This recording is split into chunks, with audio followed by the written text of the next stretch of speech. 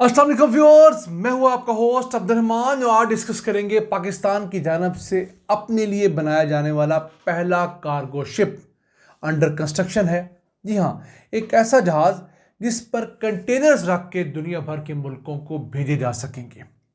इस वक्त पाकिस्तान अपनी इंपोर्ट्स एक्सपोर्ट्स के लिए फॉरेन शिपिंग लाइंस के ऊपर डिपेंडेंट है और हम हर साल कंटेनर्स मंगवाने और भेजने पर 6 से 8 अरब डॉलर्स किराया अदा करते हैं। जी हाँ, जो फ्रेट चार्जेस हम इंटरनेशनल शिपिंग लाइंस को हर साल देते हैं, कुछ तकरीबन 70 से 80 बिलियन डॉलर्स की अपनी फॉरेन ट्रेड के लिए, वो हमें 6 से 8 अरब डॉलर्स हर साल में पड़ता है। तो अगर पाकिस्तान अपना कार्गो शिप बनाए और फिर एक पूरा फ्लीट बनाए तो हम ये 6 से 8 बिलियन डॉलर्स हर साल बचा सकते हैं। अब ये जो पहला कार्गो शिप अंडर कंस्ट्रक्शन है, ये पीएनएससी पाकिस्तान नेशनल शिपिंग कॉरपोरेशन के लिए बनाया जा रहा है और कराची शिप यार्ड इसे कंस्ट्रक्ट कर रहा है। इस शिप के ऊपर एक टाइम पर 1120 कंटेनर्स रखे जा सकेंगे। 20 फीट का कंटेनर जो एक होता है वो 1120 रखे जा सकेंगे। इस वक्त पीएनएससी जो पाकिस्तान की वाहिद शिपिंग कंपनी है, याद रहे 1970 की दिहाई में पाकिस्तान के पास 70 से ज़्यादा शिपिंग लाइंस थी, शिपिंग की कंपनियां थी, जिनके मुख्तलिफ बहरी जहाज़ थे। फिर हम लोगों ने पाकिस्तान की तमाम शिपिंग कंपनियों को नेशनलाइज कर लिया।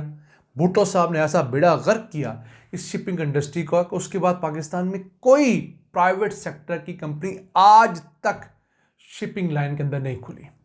एक ही है पाकिस्तान नेशनल शिपिंग कॉरपोरेशन, सरकारी अदारा है।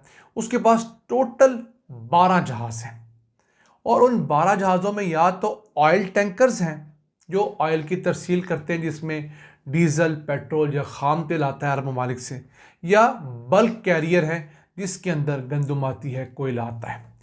हमारे पास कोई कार्गो शिप नहीं है। ये पहला कार्गो शिप है जो कि 24 अरब रुपए की लागत से कंस्ट्रक्ट किया जा रहा है।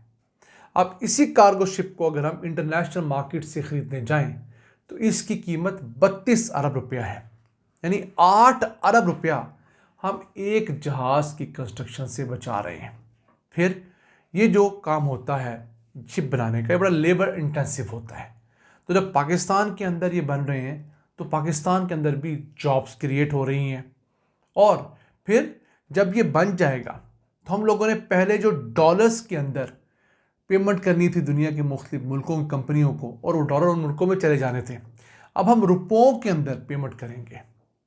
याद रहे इमरान खान दौर के अंदर सन 2022 का साल था गालिबन, जब ब्लू इकॉनमी का बड़ा शोर पड़ा, तो उस टाइम एक पॉलिसी दी गई थी कि कोई भी कंपनी पाकिस्तान के अंदर अगर अपनी शिपिंग लाइन रजिस्टर करवाती है तो हुकूमत पाकिस्तान उसे मराद देगी और उन मराद के इवज़ पाकिस्तान को ये फ़ायदा होगा कि पाकिस्तान के अंदर जितना कारोबार है वो अपनी इंपोर्ट्स एक्सपोर्ट्स के लिए उसे किराया रुपयों में अदा करेगा। तो वो कारोबार फ़ायदे में था, लेकिन बदकिस्मती से उस चीज़ को आगे कैरी फॉरवर्ड नहीं किया गया। अब पाकिस्तान के अंदर एक तो ये कंस्ट्रक्शन का काम जो शिप का बड़ा अच्छा हुआ है। फिर पाकिस्तान की कुछ अर्सा कबल तक जो शिप ब्रेकिंग की इंडस्ट्री थी किडानी बलूचिस्तान में, वो दुनिया की तीसरी बड़ी इंडस्ट्री थी। उसका फ़ायदा ये होता था कि दुनिया के बड़े बड़े शिप्स यहाँ पर आके टूटते थे, उनका सामान यहाँ पर इस्तेमाल होता था, रिसाइकिल होता था। लेकिन हुआ क्या, हम लोगों ने वहाँ पर मज़दूरों को उनके हुकूक नहीं दिए, सहूलियात नहीं दी। तो क्या हुआ कि जो हांगकांग कन्वेंशन के तहत शिप ब्रेकिंग के लिए ज़रूरियात थी हमारे पास नहीं थी। आहिस्ता आहिस्ता यहाँ शिप आना बंद हो गए। अब हालात ये हैं कि हमारे हमसाया मुल्क इंडिया के अंदर 90 ऐसी बर्तें हैं जहाँ पर हांगकांग कन्वेंशन के तहत शिप आकर टूटता है, यानी मज़दूरों के लिए फाती तदाबीर, उनके हुकूक और तमाम चीज़ों को ख्याल रखा जाता है। और तो और बांग्लादेश के पास 6 बर्तें ऐसी हैं जहाँ पर एक टाइम पर 6 शिप आकर जो है वो डिसमेंटल हो सकते हैं, टूट सकते हैं। हमारे पास पूरे पाकिस्तान में एक भी ऐसी बर्त नहीं है जो कि हांगकांग कन्वेंशन के ऊपर पूरी उतरती है। हमारा ये इतना बड़ा असासा ज़ाया हो रहा है। अब हम सिर्फ 30 करोड़ रुपए सालाना तक महदूद हो चुके हैं। पहले ये अरबों रुपए के मामलात हुआ करते थे। अब देखना यह है कि जुलाई 2025 को जब हांगकांग कन्वेंशन दुनिया की हर पोर्ट के ऊपर लागू हो जाएगा तो फिर हमारा गिरडानी का शिप ब्रेकिंग यार्ड कहाँ खड़ा होगा। वापस चलते हैं पाकिस्तान में शिप मेकिंग से मुतालिक। हमारे यहाँ इस खित्ते के अंदर साल से, बल्कि मैं कहता हूँ सदियों से कश्ती साजी तो हो रही है। कश्तियाँ यहाँ पर बनाई जाती हैं और कश्तियाँ बनाने का फ़न जो है बलूचिस्तान में भी और सिंध में भी सीना दर सीना चलता आ रहा है। उसी फ़न को एक मॉडर्नाइज तरीके से कराची शिप यार्ड इम्प्लीमेंट कर रहा है। कराची शिप यार्ड वही है जहाँ पर पाकिस्तान के लिए जो आबदोज़े हैं, पाकिस्तान के जंगी बहरी जहाज़ हैं और इस तरह की मुख्तलिफ जो नेवी की अशिया है वो ऑलरेडी बनती रही हैं। कमर्शियल सेक्टर के अंदर ये पहला बड़ा वेंचर है और स्पेशली कार्गो शिप्स के अंदर। अब ये इतना मंसूबा पिछले 9 महीने बंद रहा। इसके बारे में एक वक्त आया, ये कह दिया गया इसकी ज़रूरत ही नहीं थी।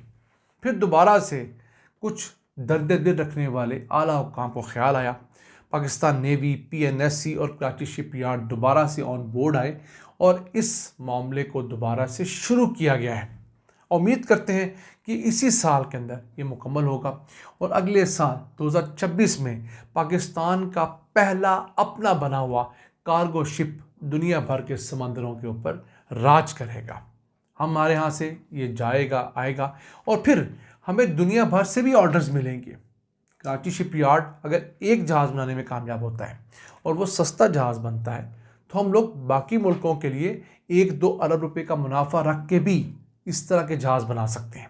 ये दरमियाने दर्जे का जहाज़ होगा, बहुत बड़ा हरगिज़ नहीं होगा, लेकिन हमारे जैसे मुल्क के लिए बेहतरीन है। फिर हमारे यहाँ से जो ट्रेड है गल्फ़ के ममालिक के साथ, उसके लिए बड़ा फ़ायदेमंद है। हम अफ्रीकन कंट्रीज़ तक जो ट्रेड करते हैं वो भी इन्हीं दरमियाने साइज़ के शिप्स के ज़रिए मुमकिन हो सकेगी। और सबसे अहम बात यह है, ये पाकिस्तान का शुमार दुनिया के उन मुल्कों में होने लगेगा जो कि हवाई जहाज़ों के बाद अब बहरी जहाज़ भी बनाने लगे हैं। ये पाकिस्तान के लिए वाक़तन एक फ़ख्रिया मुकाम होगा। तो नाज़रीन, ये था आज का एपिसोड। हमें उम्मीद है आपको पसंद आया होगा। अपनी सजेशंस, अपनी आराज़ से हमें आगाह रखा करें और हमारे प्रोग्राम्स पर अपनी फ़ीडबैक देते रहा करें। हमारी कोशिश होती है कि आपके दिए हुए फ़ीडबैक को हम पढ़ें, सुने, समझें और जिस हद तक इम्प्लीमेंट हो सके उस पर इम्प्लीमेंट भी करें। हम अच्छी पॉजिटिव तनकीद को कबूल करते हैं। आप हमारी इस्लाह करें, हम उसे खुशामदीद कहते हैं। लेकिन अगर कोई शख्स सिर्फ तनकीद बराए तनकीद करता है और उस प्रॉब्लम का सलूशन कोई नहीं देता तो हम उसे इग्नोर करते हैं और यही मेरे ख्याल से एक वाहिद ऑप्शन, शरीफाना ऑप्शन बचता है। अपने मेज़बान अब्दुल रहमान को इजाज़त दीजिए। अल्लाह ने के बाद।